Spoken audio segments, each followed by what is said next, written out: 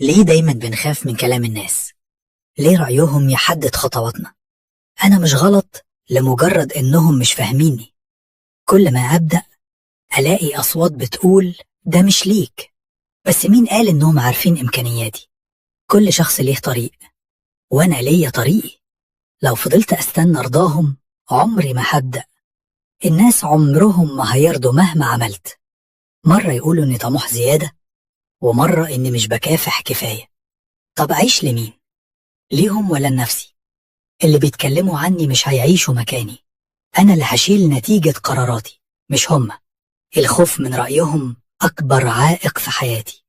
بس لحظة، طب وأنا؟ فين صوتي؟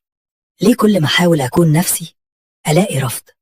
هل الطبيعي إني أكون نسخة من توقعاتهم؟ أنا مش مجبر أكون زيهم علشان يرضوا عني. أنا حر أختار وحر أغلط، ومش لازم أوضح كل خطوة باخدها. مش كل اختلاف هو غلط، أحيانا هو شجاعة. هل هظل أعيش داخل سجن آرائهم، أم هأكسر القيد وأمشي في طريقي؟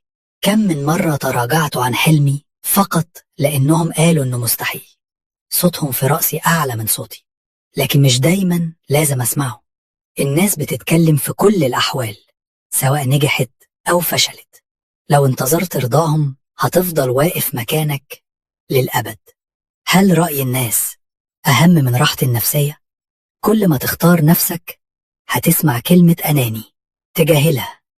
الناس لا يعيشون وجعي، فلماذا أمنحهم قراراتي؟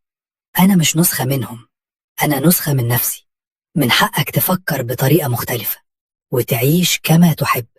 الخوف مش في رأي الناس، الخوف الحقيقي إنك تعيش عمر كامل مش على حقيقتك. افعل ما تحب وليس ما يتوقع منك.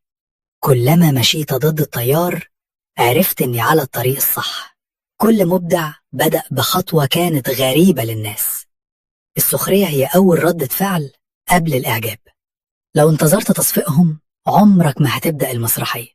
لو كنت خايف من الرفض عمرك ما هتعرف طعم النجاح.